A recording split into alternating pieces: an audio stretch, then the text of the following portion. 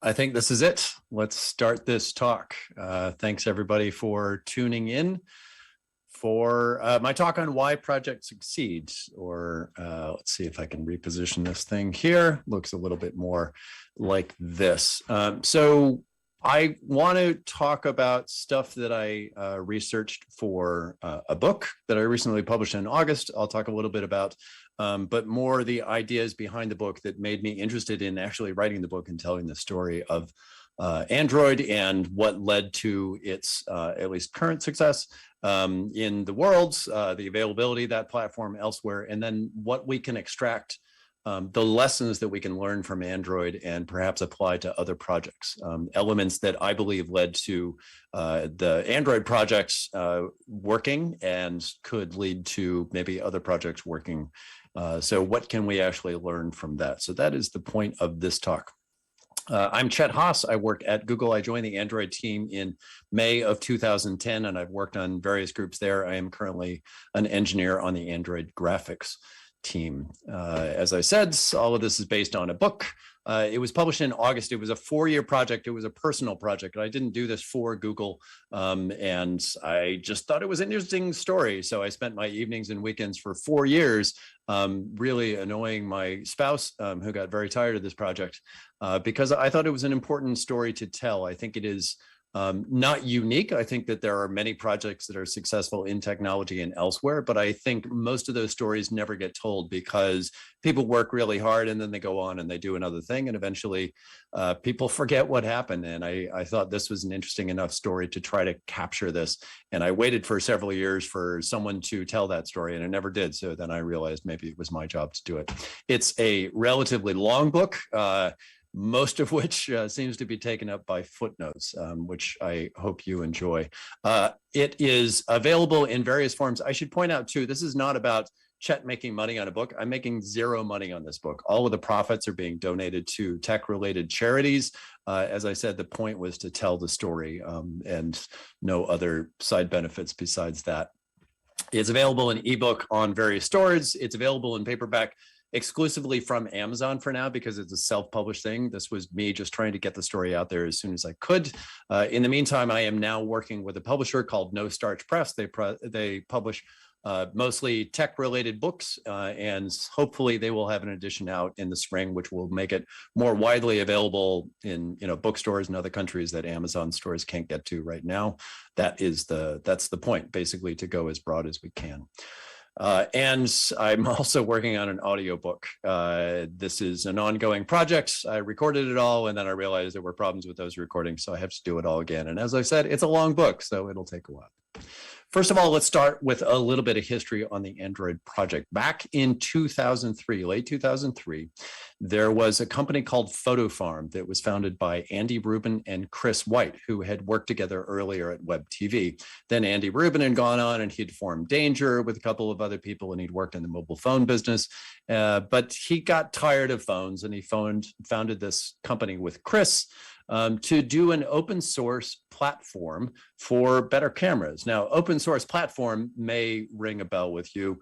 Cameras, maybe not so much, because in fact, this project didn't succeed. They shipped the idea around to venture capitalists in the Silicon Valley area and said, hey, we want to build this open source platform to make cameras better because the hardware is amazing. Cameras can do amazing things. Obviously, the lenses are really good, but now that's integrated with digital technology. We have memory cards. We can store these digital pictures and transfer them to computers to edit them.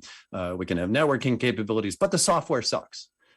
So we would like to improve that. And the VCs said, yawn. They said, we're not interested in this. We really don't see the money angle here. And that's kind of what venture capitalists look for.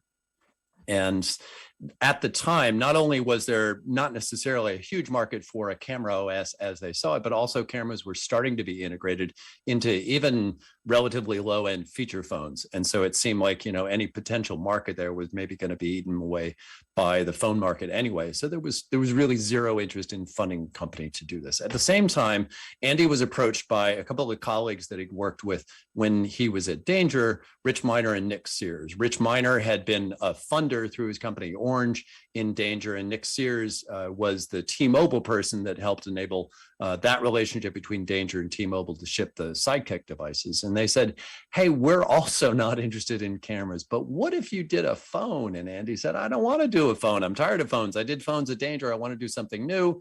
But he happened to mention it at one of the VC meetings that he went to. And then the VCs were interested and he thought, okay, maybe we can do phones. So Rich and Nick and Andy got together and they created this pitch deck. This is the first slide of the deck that they then shopped around to other VC firms, mostly on the East Coast, because they wanted to hit firms that hadn't already turned them down. And this is the first slide, but the really key slide, there was about 15 slides in this deck.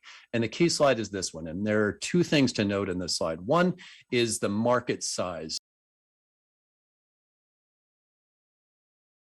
Phones, but if you looked at the hardware, it was really interesting. The other point on this slide is the capabilities that were possible in phones were really kind of amazing at that time. Like you had phones in 2004 that were as capable of as PCs were in 1998. So you connect these dots between the hardware capabilities and the potential size and growing size of this market, and that became really interesting to people that might potentially fund this enterprise. So of the VC firms said, yep, we'll give you some money. Here's some term sheets. Go off and think about this. And at the same time, they had been having meetings with Google. And Google said, we're really interested in helping you. Not only that, but we're actually interested in acquiring you. And the team thought long and hard about that and thought maybe this is the best way for us to realize our vision for what this thing needs to be, this open source platform for phones that we want to build.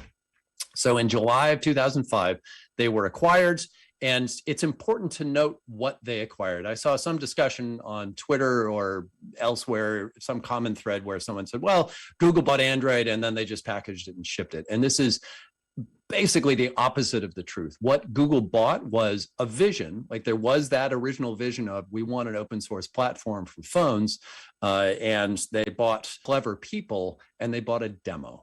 Right? They bought basically 3,000 lines of JavaScript. They had a demo of something that they thought this platform could do, but it was nothing more than that. There was an administrative assistant. There were 4 founders, and there were basically 3 people writing code at that time. And that's all they got. And then they needed to build on from there.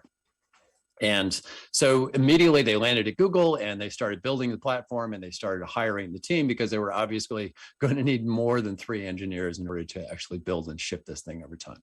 So in the years between 2005, when they were acquired halfway through, and 2008, late 2008 is when they shipped 1.0, they basically had to build everything from scratch. All they had was a demo. So they pushed reboot on that and said, okay, starting from the kernel, let's build this thing and go. So at the bottom layer, we have kernel and drivers. Now the kernel that they built on was the Linux kernel, which was great. They could just sort of take and use this thing, but they needed to add capabilities to it as well. Capabilities like wake locks, which didn't exist in the kernel at that time. So if you are on a phone call and your screen turns off, the phone, a Linux OS may want to just go idle, which means it's just going to go to sleep and then the phone call would stop. You obviously don't want that to happen. So they had to have some concept of this intermediate mode where you could say, no, I'm in the middle of something. Please don't shut down right now. So they had to add some capabilities to the low-level kernel, but otherwise they could sort of take what was there and build on it. But the thing that they really needed for the kernel was the drivers. They needed the ability for that kernel to talk to the sensor, to talk to the display, to talk to the SD card, to talk to everything else on these devices that were going to run this platform. On top of that, they needed a language to use. Now, originally they had a demo written in JavaScript, and that was one of the options that they thought about, was maybe developers could write their applications in JavaScript, or maybe this being more of sort of an embedded device, an embedded world, and a lot of the developers on early Android coming from the embedded world, they thought maybe we should use C++. That's a really popular language for that kind of low-level embedded space. And so C++ was the second option they were considering. And then the third option was Java, the Java programming language, which was very popular in the world then as it is today. A lot of people had experience in Java. So that had the benefit of appealing to a wide base of developers. So not only were they considering one of these 3 languages, they were also considering using all 3 languages. And they debate internally. And then finally, Andy Rubin just made a call. He said, okay, it doesn't make sense to have 3 languages because we only have a handful of people right now. We really need to ship this thing. So let's pick one language. And I believe the Java programming language is the best choice for primarily lowering the barrier of entry to other people to develop for this thing. If you make it C++, then you're not going to appeal to the people who really haven't encountered that low-level native language before. And so they really wanted to appeal to as many people as possible. So let's base it on this language. Not only that, but the people that had been at Danger before had already worked on making Java programming language applications work on that phone platform. So they knew that it was possible. But the thing that they needed to make that work was a runtime. So they needed a way to compile those programs that people would write into a class file representation. They decided to choose their own instead of using Java class file format because they could get some increased performance and capabilities by having what they called the DEX code or Dalvik executable. And then they needed the Dalvik runtime to actually run that stuff in the device. On top of that, they needed to build the framework, which is sort of, the OS level of everything else, and the public APIs for people to access those capabilities of the platform. The UI toolkit, which is kind of the visual side of the framework, graphics capabilities, so you could actually display the thing that you were writing an application for, media, so you had audio and video capabilities, a system UI, so you could launch your applications, browse around the home screen, navigate this platform in general. On top of that, you had the applications that they wanted to ship. Now, from the beginning, they had the expectation that most of the interesting capabilities of the devices would come from the applications that were written by other people. But they knew that Google already had several applications which people would find compelling. Maps was kind of a killer app on devices at that time, as it is now. They had Gmail that many people use. They had contacts and calendar, all these sort of web-based applications that they had, which were also starting to come out in the various mobile platforms in the world, even some of the feature phone platforms. And so they were going to offer these. So they needed to build these applications as well. And I should note that the team was building these, even though we have teams at Google that build the core things for, Gmail, contacts, calendar, maps, all of these things. Those teams were not interested in writing these applications for Android because Android at that point was A, secret. Nobody really knew what was going on inside this little team at Google. And B, it wasn't even out there. Like, why would a large successful team spend their time writing for this nascent platform that may not even launch necessarily become popular? And so the Android team really had to sort of build a lot of that stuff internally, at least until such point as it became obvious that Android was a real thing for applications to run on. An important part of all of these applications are the services. Like Gmail is really interesting because there is a backend running this thing. So that if somebody sends you email, then you get a ping on your mobile device saying, hey, you have an email and here it is, right? Well, then you need that infrastructure. You need that persistent connection that talks to the server and the ability to transfer the information back and forth. And you need that for all of these applications. The interesting part of that is not necessarily the UI for getting to the data, but actually the data itself. And so there was a fair amount of server infrastructure that was needed to make all of that stuff work. You had the idea of an application store. This seems obvious in hindsight, but at the time, it was kind of new that this would be an expectation for a platform. So application stores had existed before. In fact, the Danger phones had an app store, but they weren't really common and they were highly curated, and it really wasn't where most people went to get, the capabilities, the real stuff that they did on their phones, because it just wasn't common. The carriers tended to control these marketplaces like they did on Danger. And so it was really hard for developers to get into that mode where they would write these applications and they would be able to make money by selling these applications in these application stores. But from the beginning, Android said, we are going to have an application store. We're going to make it as easy as possible for developers to write these apps and then put them somewhere and sell them. And that's how the ecosystem is going to build. And it turns out they were right. And then they had an SDK so they could enable developers to actually do all of these things. So they enabled it through a language that developers knew, but they also needed a tool. So they had a plugin for Eclipse, they had documentation, they had samples and tutorials, and all of the infrastructure that developers needed to just actually write the code, build the code, see how the code was running on the emulator, and then eventually ship the code when they hit 1.0. So in the middle of this sort of 3.5-year period, the race up to 1.0, then something new happened. In 2007, the iPhone came out. I don't know if you've heard of it, but it was a thing back then.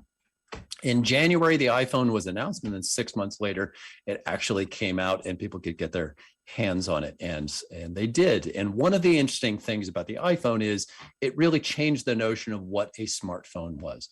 Now, touchscreens were not new as a concept back then. Touchscreens had been available on all kinds of devices. In fact, they had shipped on, I think, the LG Prada device a few weeks before the iPhone came out. So it was not that the iPhone invented the concept or even invented the concept of touchscreen on smartphones, but when it came out and the way that they packaged it up and the way that other manufacturers saw this capability and the way that users saw it, it basically became a checkbox item for what a smartphone was. And that meant that the Android team saw that and said, okay, well, we obviously cannot ship a device, especially for 1.0, for this new smartphone platform that does not have touchscreen capability. So they pivoted. They had a device that they were working on at the time. The first device was called codenamed Sooner because that was the device that was going to come out sooner. And that device had no touch screen and it had a hardware keyboard below that. It basically looked like a BlackBerry competitor. And they said, for 1.0, we can't do a BlackBerry competitor. Like that is not far enough that we're going into the smartphone platform, which is now sort of changed out from under us. So instead, they killed that and they focused and prioritized on what was going to be the second device, which was called the Dream device. And they said, okay, that first device that launches with 1.0 is going to have touchscreen capability. So they pivoted, got all the touchscreen infrastructure that they needed going and worked with these new devices internally so that they could then hit 1.0 with the device that the smartphone user base and smartphone manufacturers actually wanted in the real world. In October of that year, after all of this iPhone noise, then the first Android SDK finally launched and people both inside and outside of Google could actually see what the team was working on, get their hands on it, actually start writing code. They couldn't run it on a device yet. There were no devices available outside of the Android team at Google where you could actually run this, but they shipped tools with an emulator so the developers could play with it and see what was going on. Finally, in October of 2008, they did make it to 1.0. They shipped the 1.0 device, which was the T-Mobile G1 in the US, and they envisioned the thing that they wanted from the beginning, which was they actually shipped open source. And this is a really important thing because if you ship a platform and it is, Google's platform, and then you license it to people and you control it completely, you may not get anybody interested in this. This was certainly the case with some of the developers on the team who'd worked at Palm Source before. They wrote this great OS, but they could not interest any manufacturers in using it because the other manufacturers didn't know whether to trust the company. Like, will they change their mind next year? Will they kill this project? Are they going to start charging a higher licensing fee? Like, if they don't control it to some extent or know that the company selling that thing or giving that thing to them can be trusted completely, then why would they bet their business on it? But if you open source it, then these other companies always have the option of just taking that thing and walking away with it. So that was really appealing and an important element from day one in the vision. And then they finally realized it with 1.0. And then 2009 was interesting because not much happened. So they shipped the G1. G1, super interesting, but there weren't a lot of users for it. It was kind of a hobbyist device or maybe a leading edge user device. It had some really interesting technology in it, but it wasn't really attractive to a mass market. Instead, it was just kind of an indicator of what Android could do as opposed to what the market necessarily needed and wanted. And so the team spent 2009 basically flatlining. If you look at this graph that goes up until 2010, that green line down at the very, very bottom, that's the Android line. And every other smartphone maker out there and all of the feature phones were just way, way, way above where Android was. So if we take a look at the timeline, we got the founding back in 2003, then the team was acquired in 2005, got the iPhone that came out during 2007, the SDK came out later that year, 1.0 a year after that. And then the book walks all the way up to the Droid launch, which is important because that's where what we call the hockey stick started. Finally, the Droid came out and appealed to a large user base, and that's really where the uptick began. And a large number of users started picking up these Android devices in the form of the Droid to begin with, and then in the form of all kinds of other devices that were coming out from other manufacturers all over the world. And then finally in mid-2010, I joined the team. That timeline is pretty important to me. But more importantly, it's when I joined and said, hey, this is a really interesting thing that's happening because of this. So if we look at that graph, as I said, not much was happening through 2009. And then I joined halfway through 2010. We'd already had a bit of an uptick then, but we were in a solid third, fourth, fifth place behind all of these other players, all of these other really important and really successful players. There was Nokia that owned most of the feature phones in the world, something like 70% market share. You had the iPhone that was new, but it was really interesting and it was grabbing attention at a pretty consistent rate. You had Microsoft that was in the market. And as a friend of mine said years ago, if Microsoft is in your market, get out. Even if what they're shipping right now is not what people want, they'll just keep plowing money, time, resources, smart people into it and figure it out eventually. So they weren't on top of the market now, but there was no reason to expect that they wouldn't be eventually. And there was BlackBerry, had solid user base, really strong loyalty from all of those enterprise users. But then we saw this happen, where by mid-2010, we're in that 2000, third or fourth or fifth place, as I said, but that by the end of 2010, people would stop paying attention to the numbers because Android just kind of took off because all of those international devices, all those other manufacturers kicked in, and then Android was kind of everywhere. Up until today, as of May of this year, we're at 3 billion devices. So when I arrived and saw this happening over the first couple of years I was there, I was just thinking, wow, how did this happen? Like what about Android made this thing work, especially in the light of all of that competition that was going on at that time?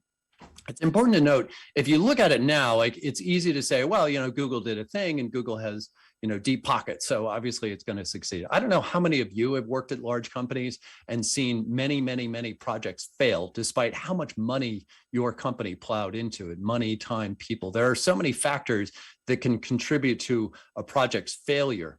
That are not obvious when you actually see it succeed. There were many factors that made it difficult for Android. First of all, it was that tiny company. They bought an idea, 8 people and a demo, and that was it. There were huge and really successful companies that were in the market already. Android was new, Google was new at doing phones. Why would there be a reason why that the platform could actually compete with the likes of Microsoft and Nokia at that time? And then the iPhone launched, making it even more complicated. Not only did you have strong competition in the market, now this heavy, successful consumer market company jumped in with their offering and changed the market entirely. And yet you look at these graphs, here's one where it's not just smartphones, but this is Android in comparison to feature phones at that time. At that time, if you didn't want to pay a lot of money for your phone and pay a lot of data charges, you just bought the feature phone, 20 bucks a month and you're done. Some, cheap device somewhere. I got phone calls and I got messaging and I don't care about anything else.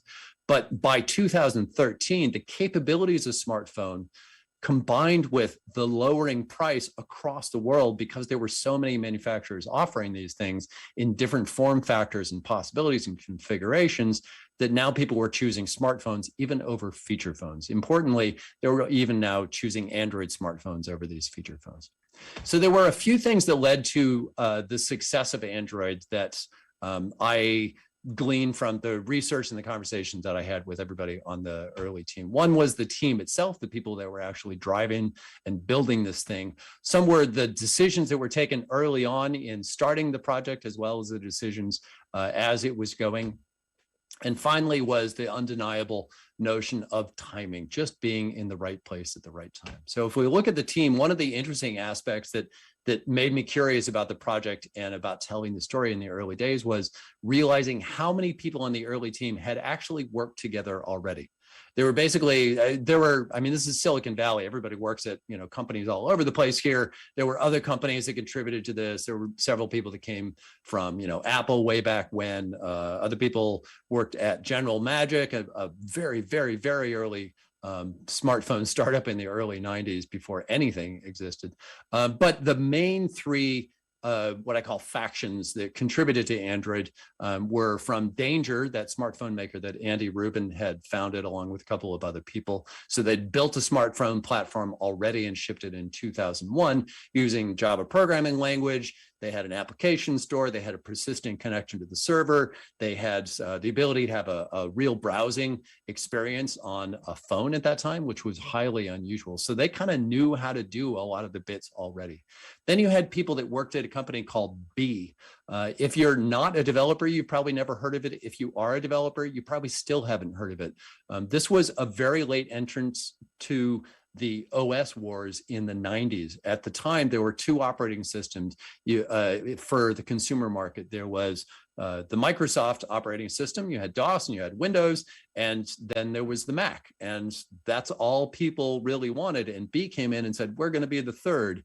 And the market said, we don't understand three. We understand a choice of two, and we don't really need a third in this really highly technical, complicated space. And so they were unable to sell what they called the B box, the hardware that they were basing it on. And then they ported B to be able to run on other hardware like x86 and even Mac. That also didn't sell. And then they pivoted and they tried to do an internet appliance that also didn't sell. And then finally, they just got acquired, or rather, Palm came in and they just acquired the assets. They acquired the IP and they took about half the team to go off and build an OS for them. So about half of the B team went off to Palm. They spun that out into Palm Source, and they kept working on platforms. They kept working on operating systems, and they started targeting those toward the mobile world. So here are all these people that are well-versed in developing a developer platform, UI toolkit, applications, all that stuff, now starting to focus on mobile, building more and more experience as they go into Palm Source. That didn't end up getting used by Palm because Palm went its own direction. Nobody took the Palm Source stuff. But in the meantime, you had a team that was highly versed in building the kind of stuff that Android would eventually need. And then finally, the third set of companies that people came from was WebTV. WebTV was a startup in the mid 90s, and about 96 they started, and they built a platform for integrating internet with TV, which seems weird to me now because I've been receiving TV through the internet for, I don't know, 20 years, right? I get all my stuff through streaming services now, not through TV. But at the time, you watch TV on the TV and you got your internet on the PC, and the two did not mix at all. And Microsoft was interested in mixing these worlds. So they came in and they bought WebTV, and they did some other web-based TV projects internally. And in the meantime, the people working on those, again, building more and more experience with developer platforms, with operating systems, UI toolkits, applications, all of that stuff, different form factors, very large screens instead of very tiny ones, but all of the capabilities that you would need to build something like Android. So they all built all this experience, came in and worked hard together, but not for the first time. They all knew each other. They knew their strengths and weaknesses, and they had enough failures or successes in these other experiences to have a really good idea of what they wanted to do this next time. There was an interesting mentality on the team of being a startup. This is a really important aspect where Android ran essentially as a separate company within Google. Except for the leadership team, they really didn't deal with the rest of Google. They had their own thing to do. They had their own timelines. They had their own dynamics that had nothing to do with what the rest of Google was doing. Most of Google worked on infrastructure stuff, on networking, on web applications, JavaScript-y stuff. Like, it had nothing to do with shipping the Android platform, with working with device manufacturers to hit hardware deadlines. And so they just focused heads down, working on their own stuff. One of the things that this enabled was the team driving itself really hard, not being driven really hard. This wasn't leadership saying, please stay in the office till 2 a.m., but everybody on the team just being singularly focused on this shared vision of what they wanted to do. They were very excited about it, but they knew that they had to run really fast and hard to get there. And so they did. Ficus Kirkpatrick had some great quotes in the book. Here's one of the ones that I like. The currency of Android was working hard. Putting in a shitload of hours was very valuable culturally. Almost everybody on the team was just working constantly because they realized they had a very small window of opportunity and they wanted to make the most of it. There were decisions that were taken early on, as well as during the project, that were important to the success of Android. Unique things about Android at the time, like notifications, the notification panel to be able to easily get to information, even if it's coming from the app that you're not running in the foreground. Multitasking, knowing that each of these applications is just going to have a targeted set of things that it does, but you probably want to easily launch to and get back and forth between other applications that are doing something else. If I want to take a picture here, let's use the camera app, as opposed to monolithic desktop applications that try to do everything for you. Security model that was built into a low level from day one. They used an interesting aspect of Linux where instead of the desktop model where you install all your applications as yourself, and then these applications have access to all of my stuff and stuff in the other applications because they're just running as me. They realized that was not a good security model for a mobile phone or for this new device form factor that was coming out. Instead, each application needed to be sandboxed from the other applications. And so they run as virtual users. So they're not, when I run an application on my Android phone, it's not running as me, it is running as its own user, and it does not have access to the data of other users or other applications on the phone. So we built on security capabilities since then, but from day one, we sort of built this in at the low level, at the Linux kernel level, to take advantage of the capabilities that that kernel had at that time. And then finally, the flexibility for different kinds of screen configurations was built in at the time. There was kind of a split dynamic of the team where they ran really fast. They were very pragmatic. They made decisions quickly and they moved on because they had to ship 1.0 as fast as possible. However, they also knew that they wanted to have this platform appeal to a wide ecosystem of other manufacturers, not just some Google phone that may or may not launch with 1.0. And so they built in capabilities like the ability to scale to different screen sizes, to have different screen densities, to have developers write applications with layouts that could rearrange if there was a different aspect ratio on the screen. This is in contrast to iPhone and other things at the time, which would write a platform for a specific screen size or aspect ratio. And then if the screen size changed, it probably had to stay in the same aspect ratio because otherwise all the applications would look horrible. Whereas Android was building in the flexibility from the start because they knew what was going to happen, or they hoped they knew what was going to happen, so that when these other device form factors came out with other densities and different configurations, they would just work. They would look okay. And that is in fact what happened.